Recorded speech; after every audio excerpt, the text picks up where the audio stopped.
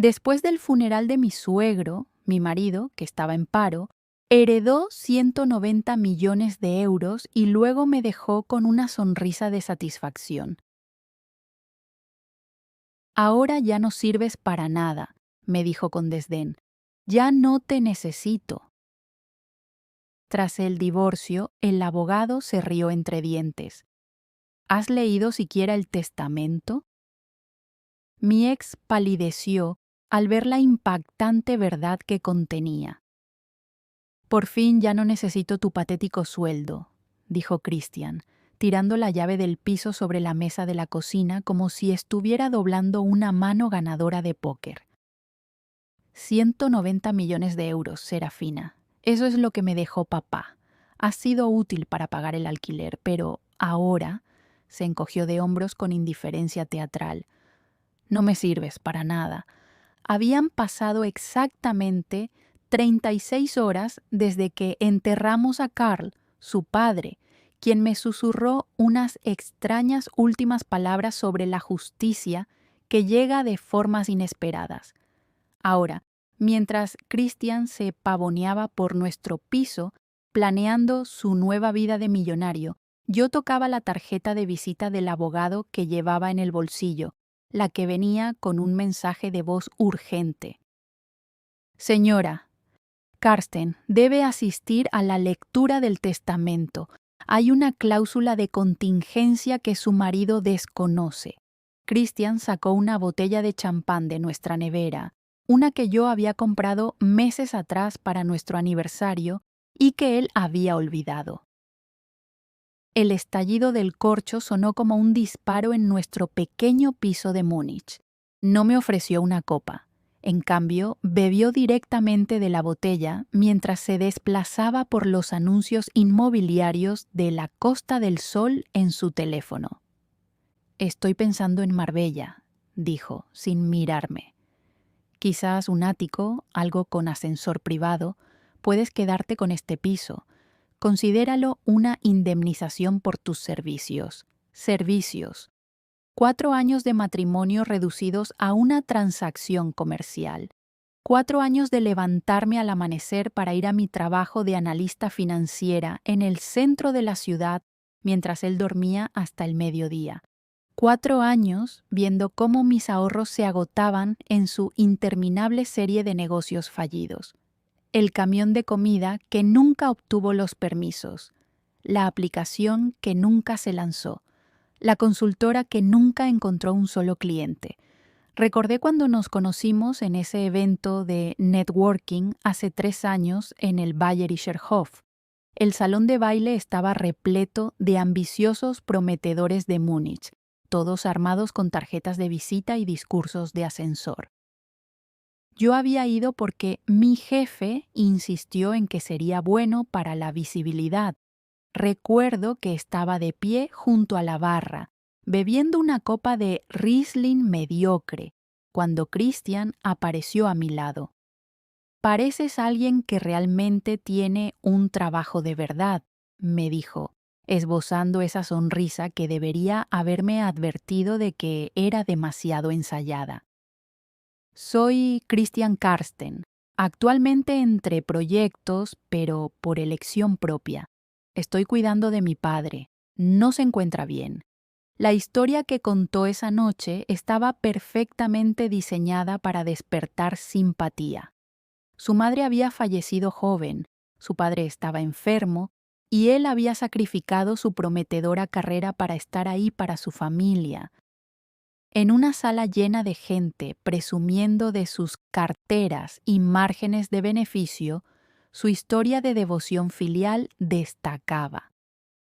Cuando recordó mi nombre 3 horas más tarde, en medio de una multitud de 50 personas, cuando me trajo una bebida fresca sin que se lo pidiera, cuando me repitió perfectamente algo que yo había dicho sobre la volatilidad del mercado, pensé que había encontrado a alguien que realmente prestaba atención.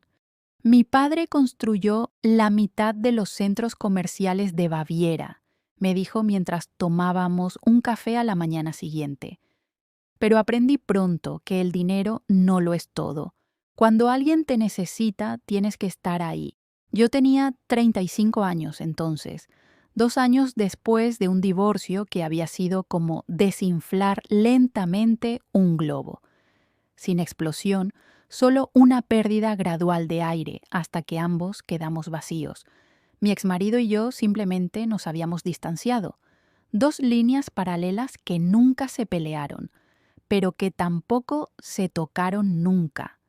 La energía de Christian, su confianza, su forma de hacer que incluso el desempleo pareciera estratégico, le dio color a mi vida gris y predecible.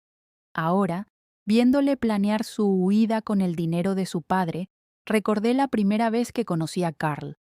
Christian me había invitado por fin a cenar 6 meses después de empezar nuestra relación. El piso de Schwabing no era lo que esperaba por las descripciones que Christian me había dado de la riqueza de su familia. Era cómodo pero modesto, lleno de libros en lugar de símbolos de estatus, de sabiduría en lugar de ostentación. Carl tenía entonces 78 años, pero era tan lúcido como alguien de la mitad de su edad. A los pocos minutos de sentarnos, me hizo preguntas reales sobre mi trabajo, no las típicas preguntas superficiales y corteses que hace la mayoría de la gente. Analista financiero, dijo, ajustándose las gafas de lectura. Dime, ¿qué opinas de la actual política de tipos de interés del Banco Central Europeo? Hablamos durante 2 horas sobre la dinámica del mercado, mientras Christian se sentaba entre nosotros, cada vez más aburrido, mirando su teléfono y lanzando de vez en cuando palabras de moda sobre la disrupción que no tenían nada que ver con nuestra conversación. En un momento dado, mientras Christian rellenaba las copas, Carl se inclinó hacia mí. «Mi hijo necesita un ancla», me dijo en voz baja. «Alguien que entienda que la riqueza sin sabiduría es solo una costosa tontería. Espero que tú seas esa persona, pero, lo que es más importante, espero que también te protejas a ti mismo». La advertencia estaba ahí, envuelta en preocupación paternal. Yo había decidido escuchar solo la esperanza.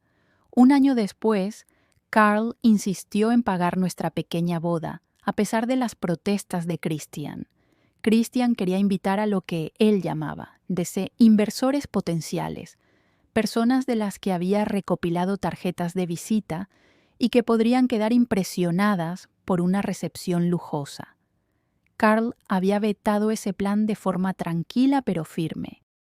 20 invitados, flores sencillas, una recepción modesta. El matrimonio no es un evento para hacer contactos, había dicho Carl, y Christian había estado enfadado durante semanas. Durante la ceremonia, mientras Christian pronunciaba un brindis que parecía más un discurso comercial que una declaración de amor, Carl me había pasado un sobre.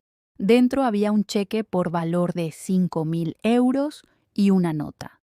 «Para las emergencias que sospecho que vendrán, recuerda, la sabiduría importa más que la riqueza». Mi madre, que había volado desde Hamburgo, lo había observado todo con ojos preocupados. «¿Estás seguro de esto?», me había susurrado durante la recepción. Entonces estaba segura. Me había equivocado. «¿Sigues ahí parada?». La voz de Christian interrumpió mis recuerdos. Se había terminado la mitad de la botella de champán y ahora estaba sacando trajes de nuestro armario, descartando los que consideraba indignos de su nueva condición de millonario. «Daniel Müller dice que la sucesión se resolverá definitivamente mañana. Para entonces tendré listos los papeles del divorcio». Daniel Müller, el abogado de Carl, cuya tarjeta de visita parecía quemarme el bolsillo. El mismo Daniel Müller que me había dejado un mensaje de voz pocas horas después del funeral. «Señora, Karsten, es imprescindible que asista a la lectura del testamento. hay aspectos de la herencia de Carl que requieren su presencia. Por favor, llámeme inmediatamente. Christian no había mencionado nada sobre la lectura del testamento. Según él, todo estaba ya arreglado, claro, su herencia garantizada. Pero Carl había sido muchas cosas: generoso, sabio, paciente con su decepcionante hijo. Pero nunca había sido claro en nada importante. «Esta noche me voy a quedar en el Vier Jahreszeiten», anunció Christian, cerrando la cremallera de una maleta que le había comprado hacía 2 Navidades. «No puedo soportar otra noche en este tugurio». Este tugurio, el piso por el que había pagado el alquiler durante 4 años, el lugar al que Carl había acudido todos los domingos hasta que enfermó, siempre trayendo comida que, según él, era un extra, siempre metiendo dinero en mi bolso cuando Christian no miraba, siempre quedándose a tomar café y a charlar después de que su hijo, inevitablemente, desapareciera para hacer contactos en los bares deportivos. Cuando Christian se dirigía hacia la puerta, arrastrando su maleta, se detuvo. «Ah, y Serafina, no intentes impugnar nada. Papá me dijo hace años que yo era su único beneficiario. 190 millones de euros. Son todos míos». La puerta se cerró de golpe detrás de él, dejándome sola en el piso, que de repente parecía más grande, más vacío, pero de alguna manera menos asfixiante. Saqué la tarjeta de Daniel Müller y mi teléfono. Fuera lo que Carl había planeado, fuera lo que había susurrado sobre justicia con su último aliento, estaba a punto de descubrirlo.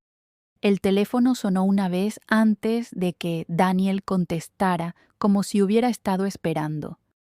«Señora Karsten», dijo, con una voz que transmitía un peso que no supe interpretar. «Tenemos que hablar sobre el testamento de Carl. Puede venir a mi oficina mañana por la mañana.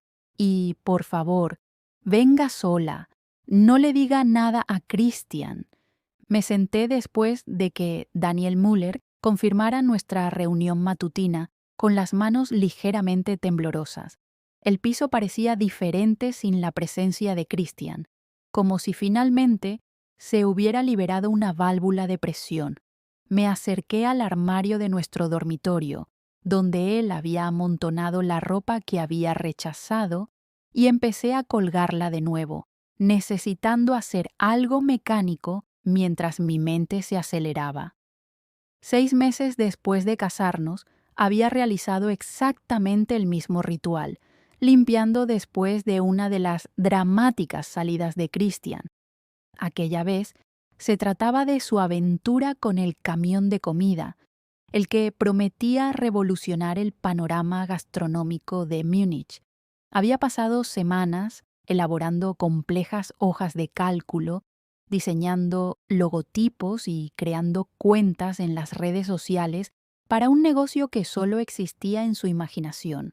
Los archivos de Excel eran obras de arte, proyecciones codificadas por colores que mostraban beneficios que se triplicarían en el primer año. Incluso había contratado a un diseñador gráfico para crear material promocional para rutas que nunca recorrería, sirviendo comida que nunca había aprendido a cocinar.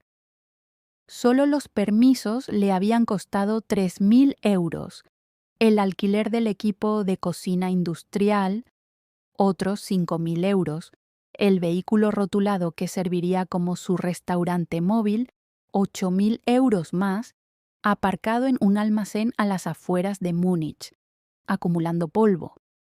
Todo ello pagado con mis ahorros, retirados en cantidades tan pequeñas que me convencí a mí misma de que eran inversiones en nuestro futuro.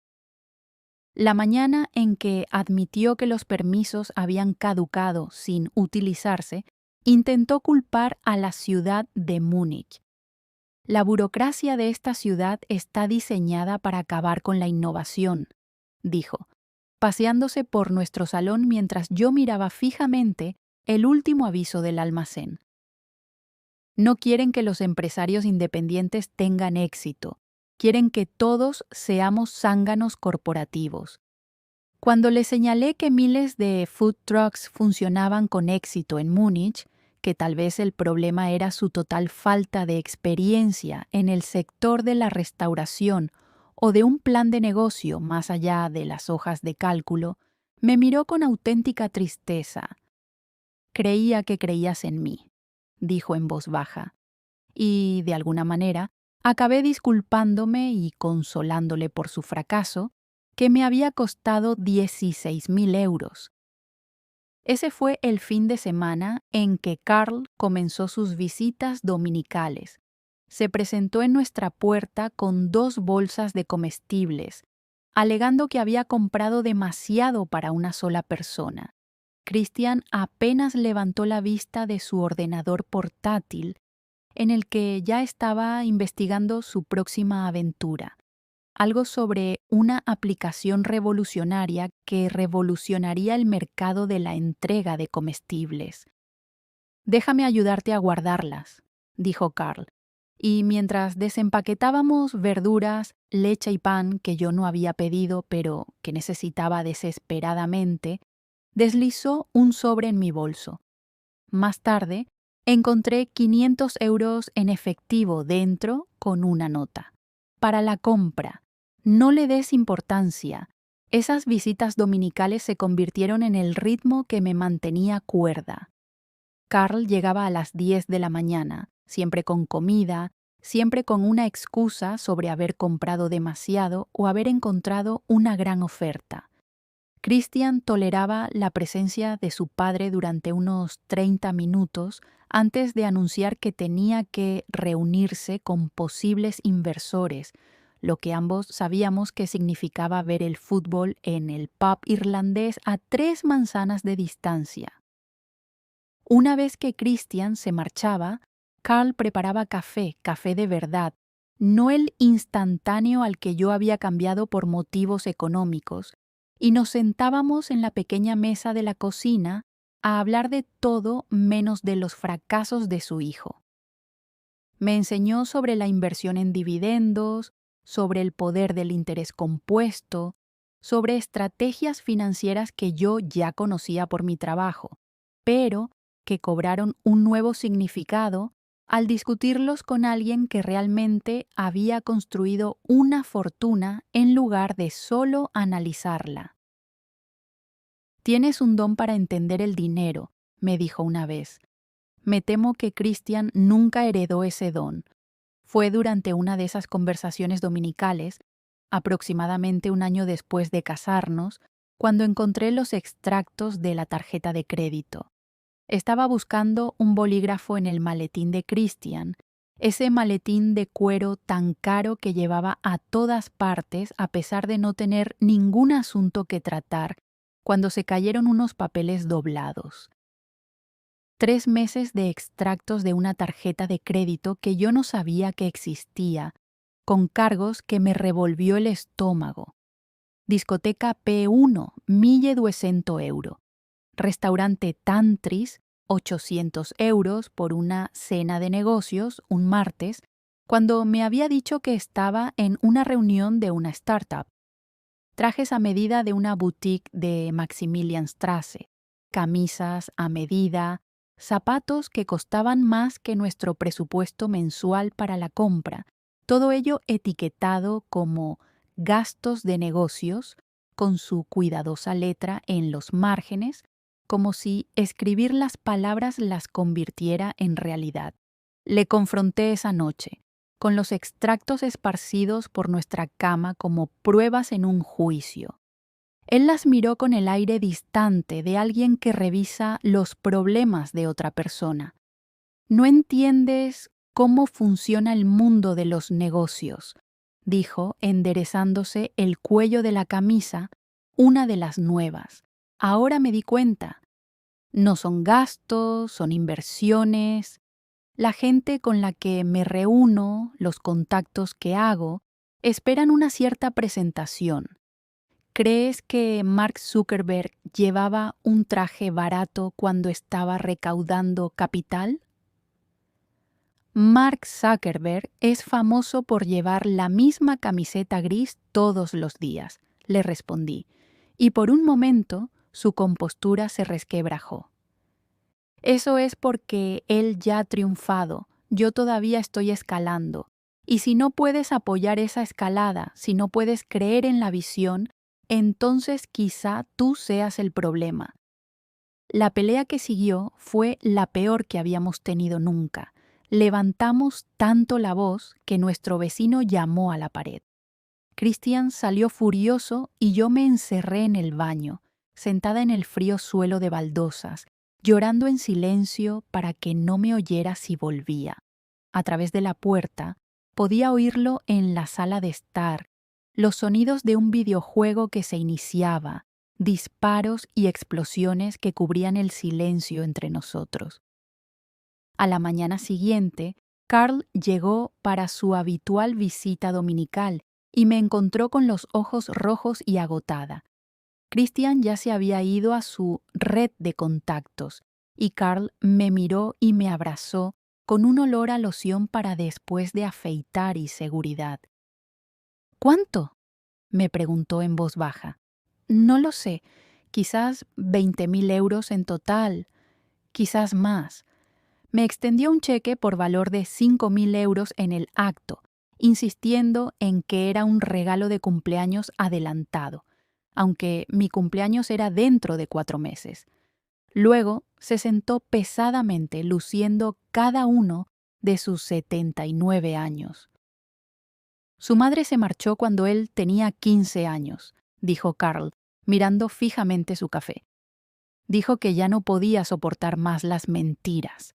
No eran grandes mentiras, solo pequeñas mentiras constantes. ¿Dónde había estado? ¿En qué había gastado el dinero? ¿Con quién había hablado? Historias que no tenían por qué ser historias. Pensé que era rebeldía adolescente que se le pasaría con la edad. Hizo una pausa y pude ver que estaba debatiéndose entre cuánto compartir, cuánta verdad sobre su hijo podría yo soportar. Me culpo a mí mismo. Después de que ella se marchara, le di todo, tratando de llenar ese vacío. Colegios privados, coches, dinero siempre que me lo pedía. Pensaba que le estaba demostrando mi amor, pero solo le estaba enseñando que siempre habría alguien que arreglara sus desastres. Nos quedamos sentados en silencio durante un rato. El peso de su confesión se instaló entre nosotros como otra presencia en la habitación. Finalmente, me miró con ojos que reflejaban décadas de decepción.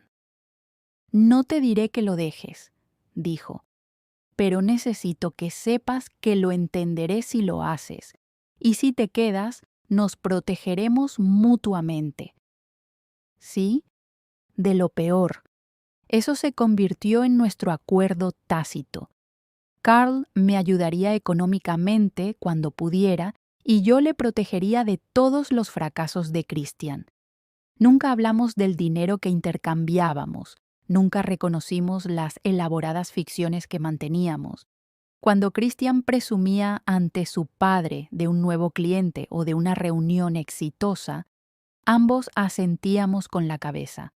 Cuando desaparecía durante horas por misteriosos asuntos de negocios, fingíamos no darnos cuenta de los gastos en bares deportivos y discotecas que seguían. Pero yo sabía que Carl lo veía todo. Con su cautela habitual, documentaba las mentiras de su hijo, observaba los patrones, esperaba algo que yo aún no entendía. El entendimiento que se produjo entre Carl y yo aquel domingo por la mañana se convirtió en la base de algo que nunca esperé, una amistad construida sobre la decepción compartida y la protección mutua. Nunca volvimos a hablar directamente de las mentiras de Christian, pero el silencio entre nosotros lo decía todo. Carl metía dinero en mi bolso. Yo fingía no darme cuenta de que los billetes se acumulaban. y juntos mantuvimos la ficción de que Christian estaba a un paso del éxito. 18 meses después de empezar este cuidadoso baile, todo cambió con una sola llamada telefónica. Estaba en una reunión con un cliente en el centro cuando mi teléfono vibró con un número desconocido. Normalmente lo habría dejado pasar al buzón de voz, pero algo me hizo disculparme y contestar. ¿Es Serafina Karsten? La voz pertenecía a una mujer mayor, nerviosa y formal. Soy la señora Chen, la vecina de Carl. Lo he encontrado esta mañana en las escaleras. Parecía mareado, confuso. Los paramédicos lo están llevando al Universitätsklinikum. La reunión se convirtió en un torbellino de disculpas apresuradas y recogida de pertenencias. Llamé a Christian 7 veces de camino al hospital y todas las llamadas fueron directamente al buzón de voz. Cuando finalmente lo localicé, estaba en un campo de golf en Starnberg, con risas y tintineo de copas de fondo. «Papá se ha caído. ¿Está bien?» Su voz transmitía la preocupación adecuada, pero podía oír el cálculo subyacente, el cálculo mental de cómo esto podría afectarle. Carl estaba sentado en su cama del hospital cuando llegué, molesto por todo el alboroto. El médico explicó que se trataba de un caso leve de vértigo complicado por la deshidratación. Nada grave, pero a su edad vivir solo suponía un riesgo. Carl restó importancia a sus preocupaciones, insistiendo en que era perfectamente capaz de cuidar de sí mismo. Pero yo vi el ligero temblor de sus manos, la forma en que se agarraba a la barandilla de la cama cuando creía que nadie le veía. Christian llegó 3 horas más tarde, todavía con su ropa de golf, y ofreció lo que podría haber sido la actuación de su vida. Tomó la mano de su padre, con lágrimas en los ojos, y anunció con gran solemnidad que iba a abandonar su actual negocio para convertirse en el cuidador a tiempo completo de Carl. «Papá, me lo has dado todo», dijo, lo suficientemente alto como para que las enfermeras lo oyeran. «Ahora me toca a mí. Voy a volver a casa. Cuidaré de ti. Eso es lo que hace una familia».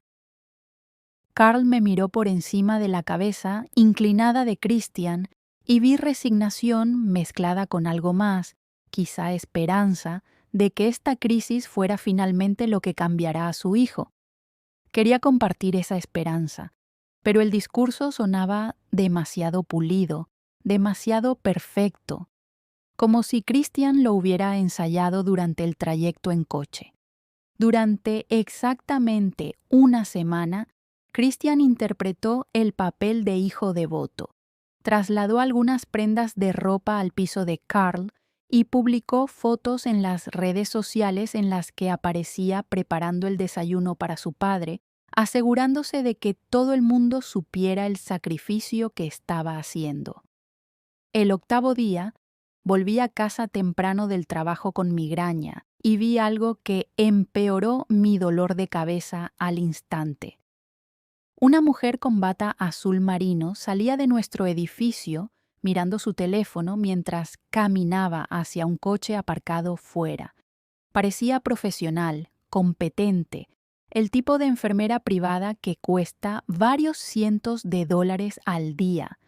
La vi alejarse en coche y luego subí las escaleras y encontré a Christian en nuestro sofá jugando al póker online en su portátil. «¿Cómo está tu padre?», le pregunté con cuidado. «Bien, bien. Acabo de dejarlo durmiendo la siesta. Le he preparado la comida y todo». La mentira le salió tan fácil, tan natural, que si yo misma no hubiera visto a la enfermera le habría creído. Esa noche hice algo de lo que no me siento orgullosa. Revisé el correo electrónico de Christian mientras dormía y encontré la correspondencia con la agencia de cuidados a domicilio. Los había contratado al día siguiente de su gran anuncio, facturando directamente a Carl por cuidados las 24 horas del día, mientras le decía a su padre que lo estaba haciendo todo él mismo.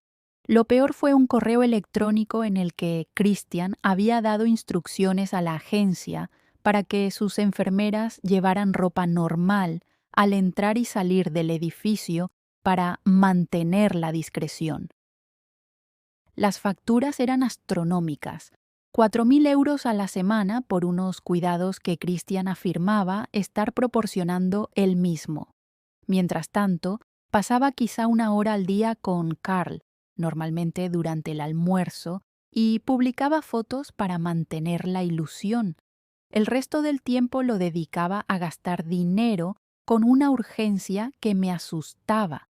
Empezaron a aparecer prendas de diseño en nuestro armario, con las etiquetas cuidadosamente retiradas, pero con los recibos escondidos en los bolsillos de las chaquetas. Un reloj Tag Heuer apareció en su muñeca, que, según él, era un regalo de un agradecido contacto de negocios. Cuando le pregunté por el cargo de 3.000 euros en nuestra tarjeta de crédito, me contó una elaborada historia sobre un inversor que le había pagado en efectivo, dinero que había utilizado para saldar la tarjeta antes de que se acumularan los intereses. Además, dijo, examinando su nuevo reloj, papá no va a durar para siempre. Cuando llegue la herencia, 3.000 euros no serán nada.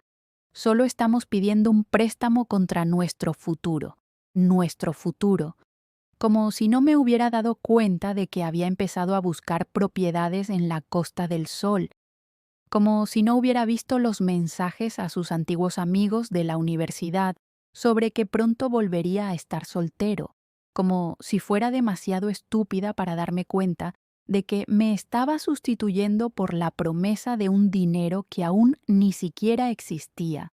Los 2 meses siguientes transcurrieron en una neblina de compras cada vez más frecuentes por parte de Christian y de deterioro de la salud de Carl.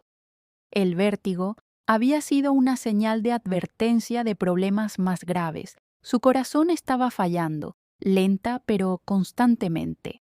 El hombre que antes pasaba horas discutiendo conmigo estrategias de mercado apenas podía mantenerse despierto durante una breve visita.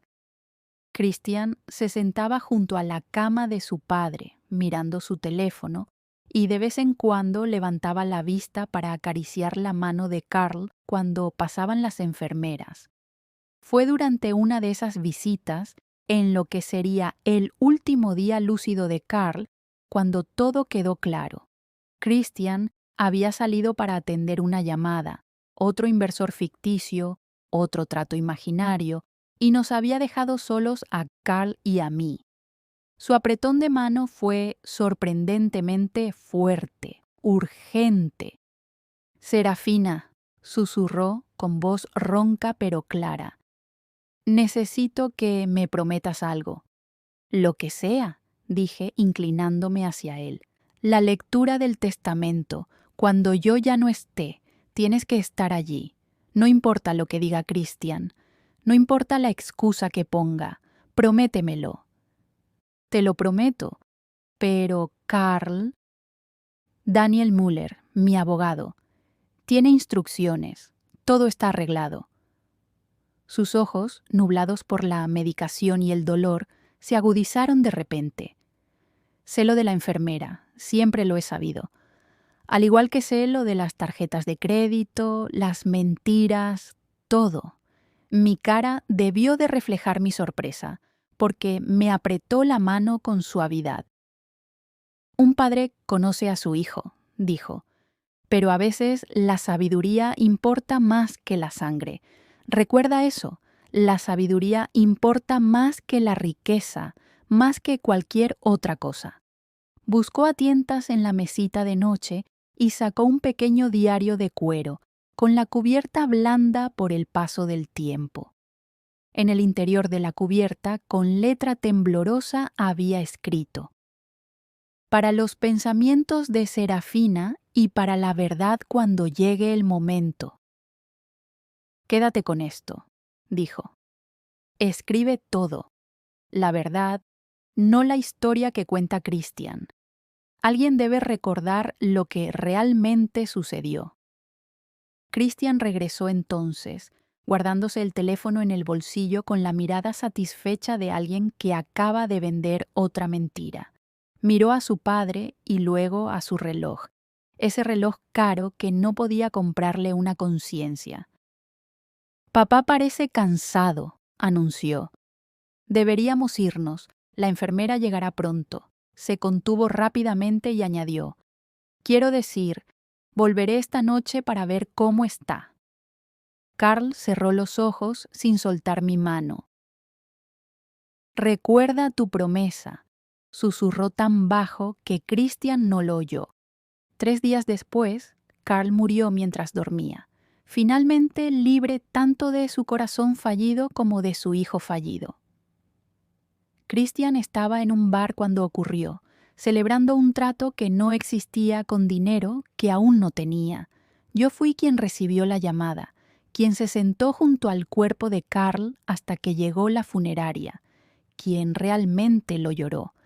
El asistente del director de la funeraria me ayudó a recoger las pertenencias personales de Carl de la habitación del hospital mientras Christian esperaba en el coche, con el motor en marcha.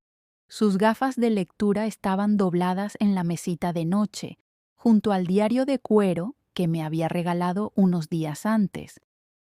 La enfermera que estaba de guardia cuando Carl falleció me tocó suavemente el hombro y me susurró que había fallecido tranquilamente a las 5:47 de la mañana, sin dolor, simplemente desvaneciéndose en silencio como alguien a quien finalmente se le permite descansar. Christian había recibido la llamada a las 6 de la mañana y, a las 6:15, ya estaba enviando un mensaje de texto a alguien para quedar a tomar unas copas y celebrar una oportunidad de negocio. El trayecto de vuelta a casa desde el Universitätsklinikum se alargó debido al tráfico matutino, lo que me dio demasiado tiempo para observar la transformación de Christian. Sus ojos aún estaban rojos cuando salimos del aparcamiento, pero cuando llegamos a Leopoldstrasse ya estaba dictando notas de voz sobre la liquidación de activos y la investigación de las implicaciones fiscales de las grandes herencias. En un semáforo cerca de Münchner Freiheit, lo vi escribir propiedades frente al mar en la Costa del Sol por más de 5 millones de euros en el navegador de su teléfono. El cuerpo de Carl aún estaba caliente y su hijo ya estaba gastando dinero que solo existía en su imaginación. Tenemos que llamar a la funeraria Albrecht, dije, rompiendo el silencio. Tu padre mencionó una vez que quería... Lo que sea más rápido, interrumpió Christian, incorporándose agresivamente al carril izquierdo. Un servicio sencillo, un entierro rápido. Papá no querría aspavientos. En realidad, Carl me había dicho que quería que sus amigos del club de lectura leyeran pasajes de sus novelas favoritas en el funeral, que quería música jazz porque le recordaba a su juventud, que esperaba que la gente compartiera historias mientras disfrutaba de un buen vino y recordara sus risas. Nada de eso le importaba a Christian, que veía la muerte de su padre como un inconveniente retraso antes de cobrar su herencia. Cuando llegamos a nuestro piso, Christian ya se había puesto en contacto con 3 agentes inmobiliarios de Marbella, había concertado una cita telefónica con un abogado especializado en sucesiones que había encontrado en Internet y había buscado concesionarios de Lamborghini.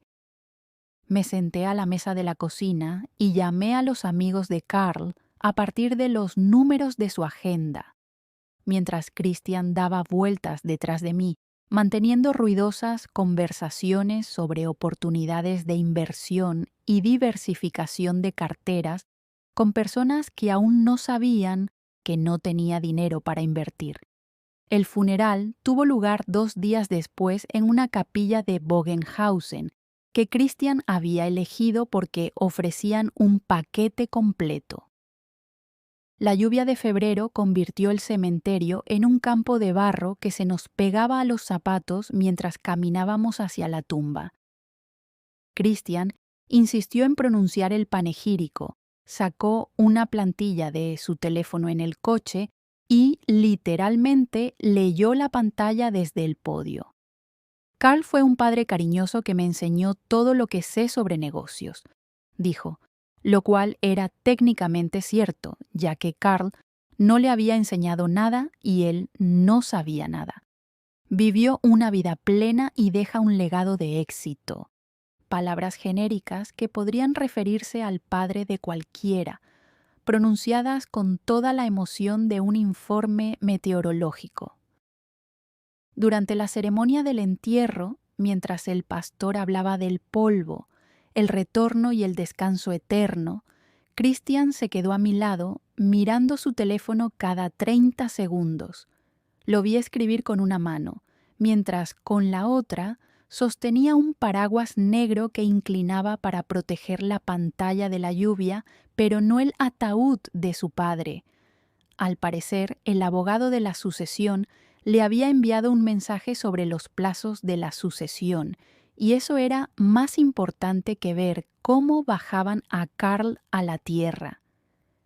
La recepción posterior reveló todo lo que yo había sido demasiado ciega para ver.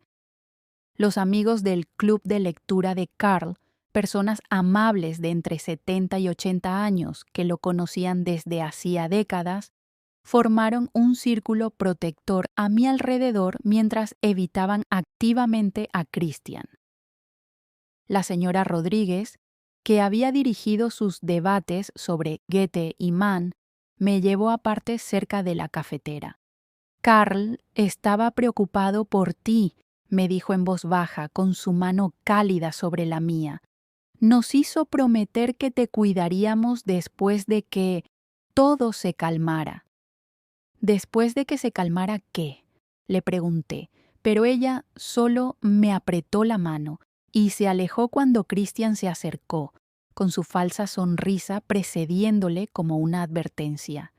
Gran asistencia, dijo, aunque habían acudido menos de 20 personas. Papá estaría orgulloso. Miró su reloj y una mirada de impaciencia cruzó su rostro.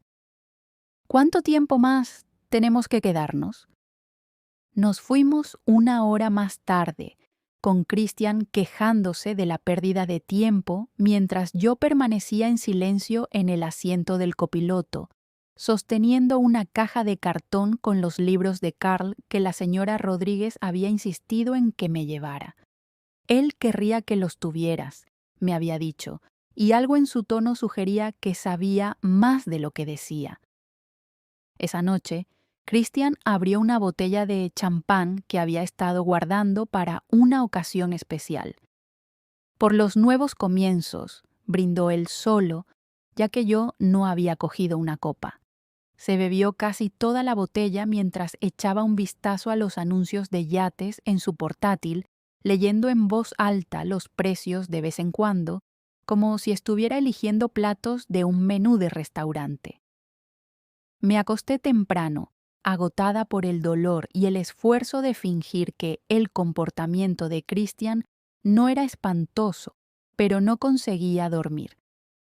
Me quedé tumbada escuchándolo hablar por teléfono en el salón, con la voz cada vez más alta a medida que el champán hacía efecto, haciendo promesas sobre inversiones y asociaciones que se materializarían una vez que sus fondos estuvieran disponibles.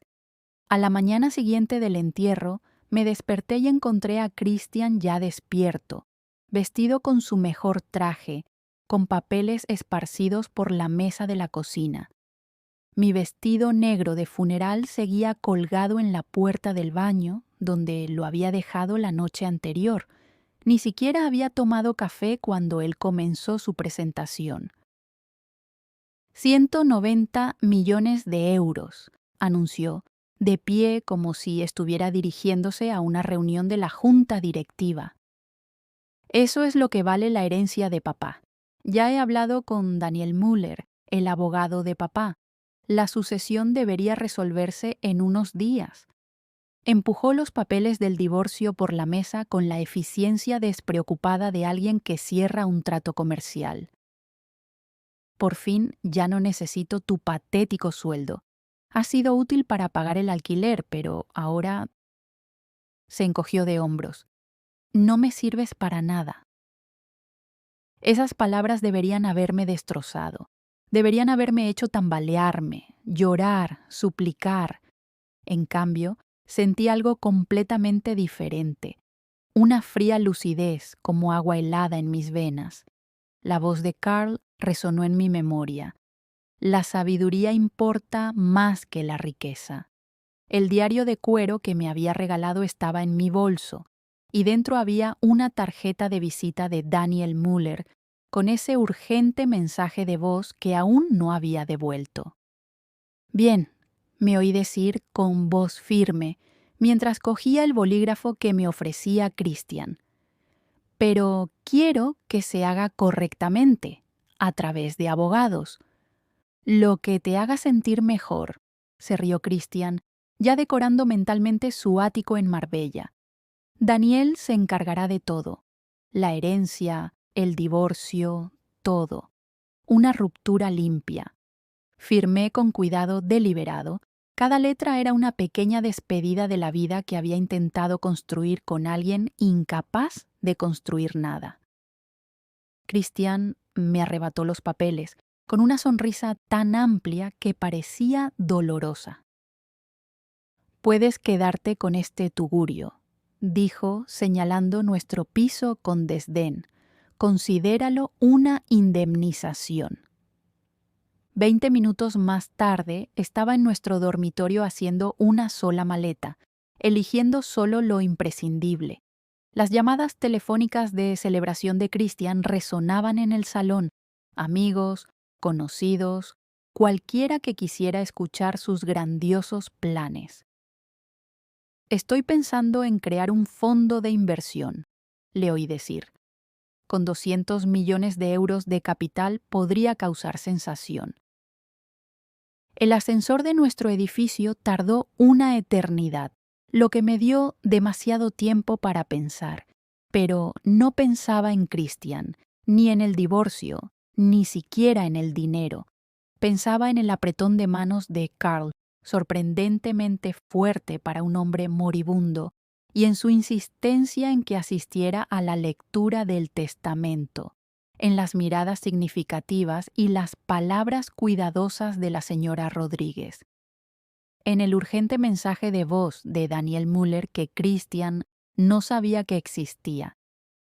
El taxista que me recogió fuera me observó por el espejo retrovisor mientras yo me sentaba, agarrada a mi maleta como si fuera un salvavidas. ¿Está bien, señorita?, me preguntó amablemente. ¿Ha tenido una mañana difícil? Estoy a punto de averiguarlo, respondí, sacando mi teléfono para devolverle por fin la llamada a Daniel Müller. El teléfono sonó 2 veces antes de que Daniel Müller respondiera, con voz profesional pero con un matiz que no logré identificar. Señora, Karsten, ¿estaba esperando su llamada? ¿Está en algún lugar privado donde podamos hablar? El taxi acababa de detenerse frente a un Marriott cerca del aeropuerto, lo suficientemente lejos de nuestro piso en Schwabing como para que Christian no me encontrara por casualidad. Le pedí al conductor que esperara mientras terminaba la llamada, observando cómo despegaban los aviones en la gris mañana de febrero, cada uno llevando a personas hacia nuevas vidas, mientras la mía quedaba suspendida entre lo que era y lo que podría ser. Señor Müller, en su buzón de voz, mencionaba algo sobre la lectura del testamento. Christian dijo que todo estaba ya arreglado. Hubo una pausa, seguida de lo que parecía el ruido de papeles. Señora, Karsten, su marido ha hecho varias suposiciones sobre la herencia de su padre. Carl fue muy específico en sus instrucciones. Tanto usted como Christian deben asistir a la lectura formal. Está disponible mañana a las 10. Christian mencionó que la herencia tiene un valor de 190 millones de euros. Dije, necesitando entender qué juego se estaba jugando. El valor bruto de la herencia es, efectivamente, considerable, respondió Daniel con cautela, midiendo cada palabra como si se tratara de los ingredientes de una receta delicada. Sin embargo, Carl fue muy específico en cuanto a las condiciones de distribución. No puedo decir nada más hasta la lectura formal, pero le recomiendo encarecidamente que asista. Carl insistió en ello. Después de confirmar que estaría allí, pagué al taxista y me registré en el hotel con la tarjeta de crédito que Christian no conocía, la que había guardado para emergencias desde mi primer matrimonio. La habitación era la típica de un viajero de negocios. Paredes beige, cortinas oscuras, una cama que parecía idéntica a miles de otras en toda Europa. De alguna manera, me pareció apropiado, ese espacio neutro entre mi antigua vida y lo que fuera que viniera después. Por primera vez en 3 años, llamé al trabajo para decir que estaba enferma. Mi supervisora, Janet, parecía genuinamente preocupada. Serafina, no has faltado ni un solo día desde que empezaste. Va todo bien. Una emergencia familiar, le dije, lo cual era cierto. Necesito unos días para solucionar algunas cosas. Esa tarde pedí el servicio de habitaciones, un sándwich club que, por lo que pude saborear, bien podría haber sido de cartón. La televisión emitía Euronews sin sonido, mientras yo revisaba los anuncios de pisos en mi portátil, tratando de imaginarme empezar de cero a los 38 años con lo que quedaba después de la devastación financiera de Christian. Estudios en Neuhausen, pisos de una habitación en Sendling, lugares donde los radiadores traqueteaban y las paredes eran finas, pero el alquiler era asequible con un solo sueldo. Esa noche, mientras deshacía la maleta que había llenado apresuradamente, encontré el diario de cuero de Carl en el fondo, envuelto en uno de mis jerseys. Dentro de la cubierta delantera, debajo de su dedicatoria sobre que era para mis pensamientos, había un sobre que no había visto antes. Mi nombre estaba escrito en él con la temblorosa letra de Carl, fechado exactamente un mes antes de su muerte. La carta que había dentro tenía 3 páginas, escritas a ráfagas, según le permitían sus fuerzas, con una letra cada vez más débil hacia el final. Mi querida Serafina, comenzaba, si estás leyendo esto, es que las cosas han sucedido tal y como temía. En primer lugar, te debo una disculpa. Sabía quién era Christian cuando te casaste con él. Esperaba, rezaba, que tu influencia pudiera cambiarlo. En cambio, simplemente utilizó tu bondad como otro recurso que explotar. Tuve que dejar la carta, con las manos temblorosas. Afuera, los aviones seguían despegando, con sus luces parpadeando en la crepuscular tarde.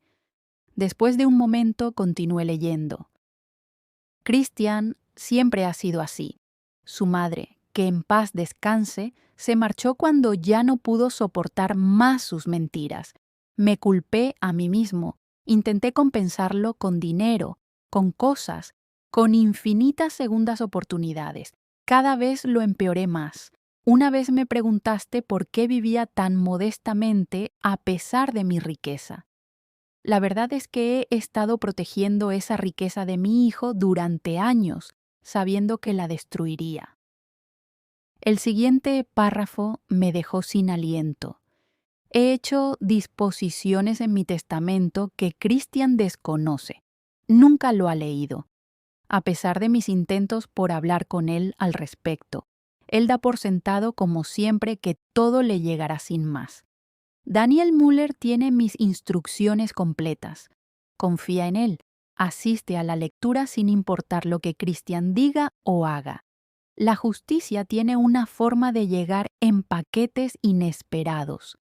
La carta concluía con unas palabras que me hicieron llorar más de lo que creía posible. Te merecías algo mejor que lo que te tocó.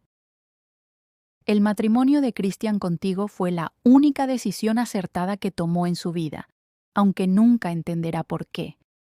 Sé fuerte, querida. Lo que se avecina será difícil, pero necesario.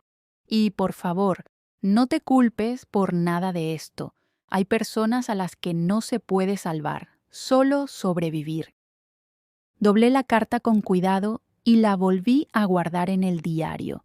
Mi teléfono, que había puesto en silencio, mostraba 17 llamadas perdidas de Christian y docenas de mensajes de texto. La progresión era casi cómica en su previsibilidad. Primero, las exigencias. ¿Dónde estás? Esto es ridículo. Luego, la ira. No puedes desaparecer así como así. Tenemos cosas que discutir. Seguido de una falsa preocupación. Estoy preocupado por ti. Solo hazme saber que estás bien. Luego, la manipulación. Podemos resolver esto. Quizás me precipité. De vuelta a la ira. Estás siendo infantil, madura. A continuación, las amenazas. Me quedaré con todo en el divorcio. No obtendrás nada. Y por último, la alegría maliciosa. Mañana se liquida la sucesión. Gracias por facilitarme las cosas marchándote. Por cierto, fue muy generoso por mi parte dejarte quedarte con el piso. Deberías estar agradecida. No respondí a ninguno de ellos. Dejé que creyera que había ganado, que simplemente había huido derrotada. La verdad saldría a la luz muy pronto, envuelta en lenguaje legal y atestiguada por la presencia profesional de Daniel Müller. Esa noche, tumbada en la cama del hotel, miré al techo. Las luces de la ciudad se filtraban a través de las cortinas, creando patrones que cambiaban con cada coche que pasaba. En algún lugar de Múnich, Christian probablemente estaba celebrando su fortuna imaginaria, acumulando cuentas que no podía pagar, haciendo promesas que no podía cumplir. Ese pensamiento debería haberme satisfecho, pero lo único que sentía era cansancio, un cansancio profundo, en los huesos y en el alma, por haber pasado años apoyando a alguien que confundía tomar con ganar. Al día siguiente, me obligué a desayunar en el vestíbulo del hotel, rodeada de viajeros de negocios que revisaban sus correos electrónicos y familias que se dirigían al aeropuerto. Gente normal que vivía una vida normal, sin saber que en la mesa de al lado se sentaba una mujer cuya existencia entera había explotado y se había reformado en el transcurso de 72 horas. Pasé la tarde en el centro de negocios del hotel, actualizando mi currículum e investigando los salarios del mercado para los analistas financieros. Si no sacaba nada más de las misteriosas provisiones de Carl, al menos podría reconstruir mi carrera sin que Christian se quedara con todo mi sueldo. La tercera mañana amaneció gris y con un frío intenso, un tiempo perfecto para las revelaciones. Daniel Müller llamó a las 8 para confirmar la reunión. Ambas partes han confirmado su asistencia, dijo formalmente. Quiero prepararla para que esto puede ser emocionalmente difícil. Carl anticipó varias reacciones. ¿Christian recibirá sus 190 millones de euros? Pregunté directamente. La pausa de Daniel fue elocuente. El señor Karsten recibirá exactamente lo que su padre quería que recibiera, según las condiciones que Carl estableció, ni más ni menos. Elegí mi ropa con cuidado, pantalones negros profesionales y una chaqueta gris, el uniforme de alguien que no tiene nada que demostrar ni nada que ocultar. La mujer que se reflejaba en el espejo del hotel parecía mayor de 38 años, pero de alguna manera más fuerte, como si la presión la hubiera comprimido hasta convertirla en algo más duro y valioso.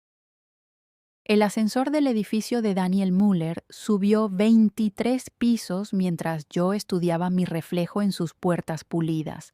La mujer profesional que me devolvía la mirada parecía serena, pero por dentro mi pulso latía con fuerza por la expectación. Salí a una zona de recepción que rezumaba dinero antiguo, paneles de madera oscura, sillas de cuero que habían guardado secretos durante décadas, pinturas al óleo del horizonte de Múnich antes de que las torres de cristal se apoderaran de la ciudad. Christian ya estaba allí, recostado en uno de esos sillones de cuero como si fuera el dueño del lugar. El traje nuevo que llevaba todavía tenía el sutil brillo de la tela nueva, probablemente comprado ayer con una tarjeta de crédito que no podía pagar. Un Rolex, falso, lo sabía por la forma en que el segundero hacía tic-tac en lugar de deslizarse, adornaba su muñeca. No levantó la vista de su teléfono cuando entré. Sus dedos volaban por la pantalla mientras tecleaba lo que sin duda eran más promesas sobre inversiones que pronto haría. Señor y señora Karsten, anunció la recepcionista.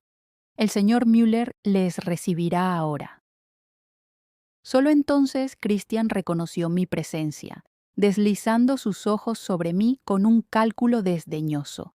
Llevaba la misma chaqueta gris oscuro que había llevado a una docena de reuniones con clientes, los mismos pantalones prácticos, el mismo reloj modesto que Karl me había regalado por Navidad hacía 2 años. Junto a la desesperada exhibición de riqueza imaginaria de Christian, yo parecía exactamente lo que era, alguien que trabajaba para ganarse la vida. La oficina de Daniel Müller ocupaba una esquina del edificio con ventanas a ambos lados que ofrecían una vista del río Isar serpenteando por la ciudad como una cinta gris. El hombre se puso de pie cuando entramos, con su cabello plateado y su dignidad, que hacían que el llamativo traje de Christian pareciera aún más un disfraz. Su escritorio, una enorme pieza de caoba que podría haber servido como mesa de comedor, dominaba la habitación. «Por favor, siéntense», dijo Daniel, señalando 2 sillas colocadas una al lado de la otra frente a su escritorio. Christian inmediatamente trató de alejar su silla de la mía, como si la proximidad a mí pudiera contaminar su inminente fortuna. Daniel observó esta pequeña actuación con una expresión que no pude descifrar, y luego se acomodó en su propia silla con los movimientos cuidadosos de alguien que tiene todo el tiempo del mundo. «Antes de empezar», dijo Daniel, sacando una gruesa carpeta del cajón de su escritorio, «necesito confirmar algunos detalles. Christian, solicitaste el divorcio de Serafina hace 3 días, ¿verdad?» Christian hizo un gesto con la mano con impaciencia. Sí, ya está todo tramitado. ¿Podemos pasar a la distribución de la herencia? Tengo citas esta tarde. No era así, pero la mentira le salió con la misma naturalidad con la que respiraba. Y ambos han firmado los papeles, continuó Daniel, con un tono perfectamente neutro. Firmados y presentados, confirmó Christian, inclinándose hacia adelante con impaciencia. Ahora, en cuanto a los 190 millones de euros... ¿Has leído el testamento de tu padre, Christian?, le interrumpió Daniel, y la pregunta cayó en la sala como una piedra en agua tranquila. El entusiasmo de Christian se tambaleó. Papá me lo dijo hace años, soy el único beneficiario. Te he preguntado si has leído el testamento, repitió Daniel, deslizando la carpeta por la superficie de caoba con deliberada precisión. El documento en sí, no lo que recuerdas de las conversaciones, Observé cómo el rostro de Christian pasaba de la irritación a la incertidumbre. Su mano vaciló antes de coger la carpeta y vi cómo la boca de Daniel se crispaba en lo que podría haber sido el esbozo de una sonrisa. Christian abrió la carpeta con la confianza de alguien que está a punto de confirmar lo que ya sabe. Observé cómo sus ojos recorrían la primera página, el lenguaje jurídico que establecía la identidad de Carl, su cordura, la fecha de la última revisión del testamento, apenas un mes antes de su muerte. Christian frunció ligeramente el ceño, probablemente preguntándose por qué su padre había actualizado su testamento tan recientemente, pero siguió adelante. En la segunda página es donde todo cambió. Pude seguir su lectura por la forma en que se transformaba su rostro. Primero, confusión, al encontrarse con el lenguaje sobre contingencias y condiciones. Luego, incredulidad al llegar a la cláusula matrimonial. El requisito de permanecer casado conmigo durante un año completo después de la muerte de Carl para heredar la totalidad del patrimonio. Sus manos comenzaron a temblar cuando encontró la siguiente sección, la relativa al fideicomiso benéfico para la educación financiera, que recibiría la mayor parte del patrimonio si no se cumplía la condición matrimonial. «Esto no puede ser cierto», susurró Christian con voz apenas audible. «Debe de haber un error». «No hay ningún error», dijo Daniel con calma. «Tu padre fue muy específico. La herencia completa de 190 millones de euros dependía de que mantuvieras tu matrimonio con Serafina. Él creía, y cito textualmente, que Christian necesita la sabiduría y la estabilidad de Serafina para manejar tal riqueza de manera responsable». El rostro de Christian se había puesto pálido, lo que hacía que su bronceado falso pareciera naranja a la luz de la mañana que entraba por las ventanas. «Pero yo solicité el divorcio. Podemos detenerlo. Podemos retirar los papeles». Se volvió hacia mí con los ojos desorbitados por el pánico. «Serafina, podemos arreglar esto. Dile que nos hemos reconciliado». Daniel continuó como si Christian no hubiera hablado. «Según los términos, en caso de que inicies un proceso de divorcio en el plazo de un año desde la muerte de Carl, toda la herencia se transferirá a la Fundación Harbour Light para la educación financiera, menos una pequeña asignación personal». «¿Cómo de pequeña?», preguntó Christian con voz quebrada. 50.000 euros, respondió Daniel. Tu padre consideraba que era, y cito textualmente, suficiente para que Christian empezara de nuevo y, con suerte, aprendiera el valor del trabajo y la lealtad. El silencio que siguió fue absoluto. Incluso el ruido de la ciudad desde 23 pisos más abajo pareció detenerse. Christian se quedó mirando el testamento como si las palabras pudieran reorganizarse si las miraba con suficiente intensidad. De repente, su traje nuevo parecía colgarle mal de los hombros, como un niño que se disfraza con la ropa de su padre. Luego vino la negociación.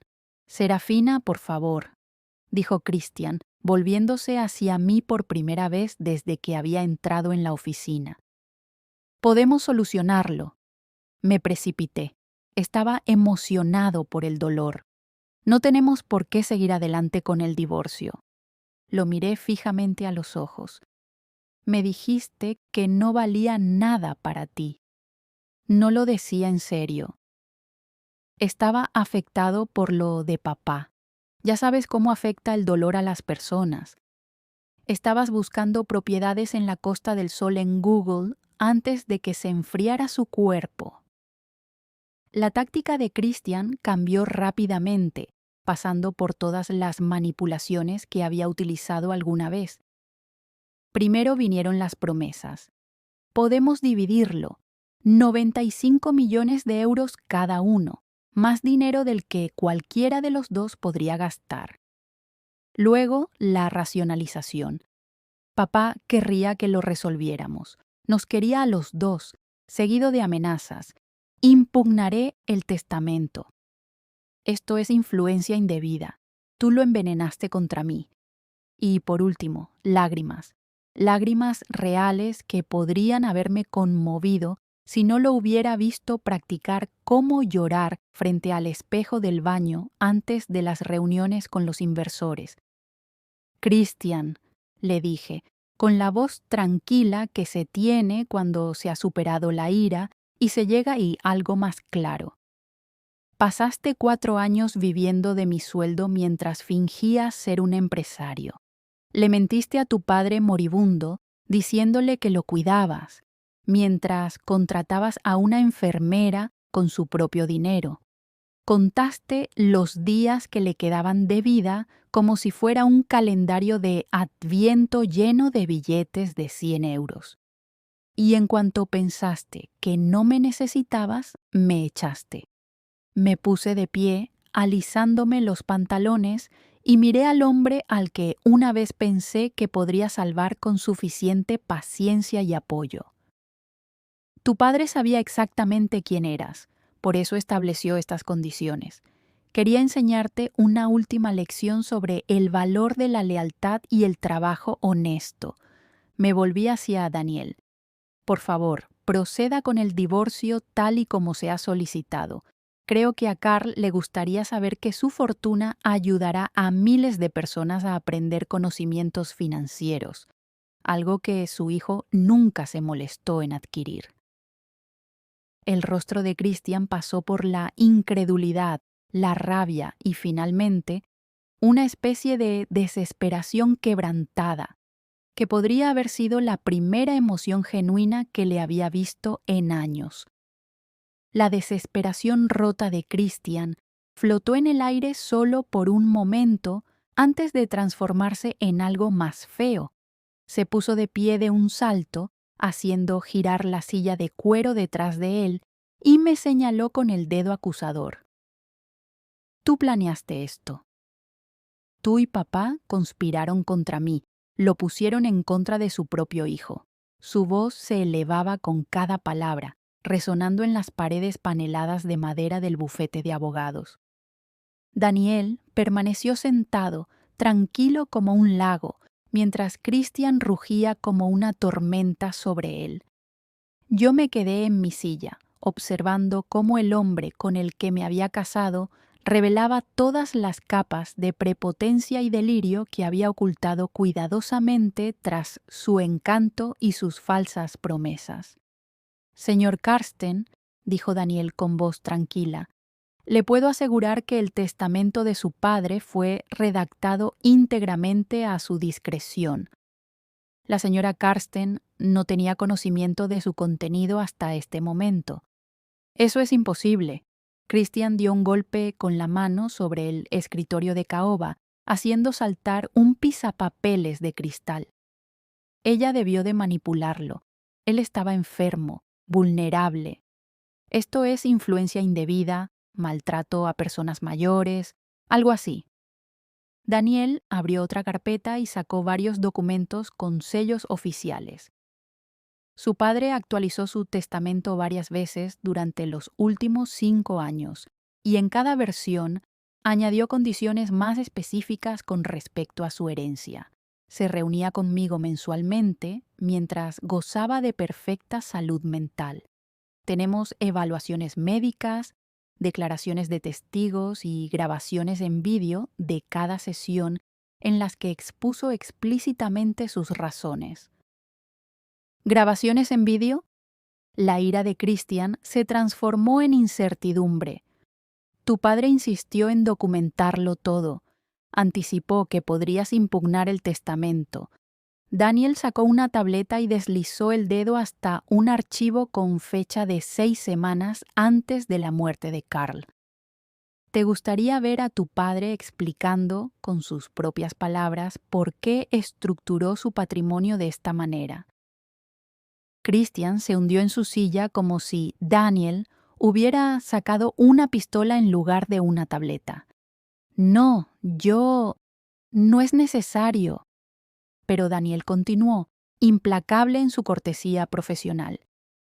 Hay más cosas que debes entender sobre la distribución. Los 50.000 euros destinados a ti no son de libre acceso. Tu padre los depositó en un fideicomiso con condiciones específicas. ¿Qué condiciones? La voz de Christian se había reducido a un susurro apenas audible. Debes presentar una prueba de empleo para acceder a los fondos. Un empleo a tiempo completo mantenido durante al menos 6 meses. El fideicomiso liberará 10.000 euros tras la prueba de contratación y los 40.000 euros restantes tras 6 meses de empleo verificado. Christian se rió, pero sonó más bien como un ahogo. Está intentando controlarme incluso desde la tumba. Está intentando enseñarte lo que no pudo mientras vivía, dije en voz baja, hablando por primera vez desde que me levanté para marcharme. Christian se volvió hacia mí de nuevo, pero esta vez su ira se había convertido en algo desesperado y cruel. ¿Crees que has ganado algo aquí? Tú tampoco obtienes nada. Ya lo has oído. El dinero va a una organización benéfica, no a ti. Daniel carraspeó. En realidad, eso no es del todo exacto. Señor Karsten, hay una disposición separada para la señora. Karsten. Sacó otro documento. Carl le dejó un legado personal de 25.000 euros, junto con esta nota. Me entregó un sobre con mi nombre escrito con la letra de Carl. Dentro había un breve mensaje. Para el nuevo comienzo que te mereces y por la amabilidad que mostraste a un anciano que no la merecía. Úsalo para construir la vida que Christian nunca pudo darte. 25.000 euros. No era una cantidad que cambiara la vida, pero sí suficiente para conseguir un nuevo piso, pagar las tarjetas de crédito que Christian había agotado, tal vez incluso irme de vacaciones a algún lugar cálido donde pudiera recordar lo que se sentía al relajarse. Esto es una locura, murmuró Christian, pasando las manos por su cabello cuidadosamente peinado hasta dejarlo desordenado. 190 millones de euros, y todo va a parar a manos de extraños porque solicité el divorcio 3 días antes de tiempo. No a unos desconocidos, corrigió Daniel.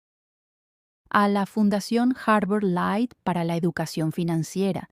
Tu padre formó parte de varias juntas directivas de organizaciones sin ánimo de lucro y seleccionó personalmente a los fideicomisarios de esta fundación. Entre ellos hay educadores, trabajadores sociales y asesores financieros que utilizarán los fondos para enseñar gestión práctica del dinero a comunidades desfavorecidas. Tu padre lo consideraba su verdadero legado.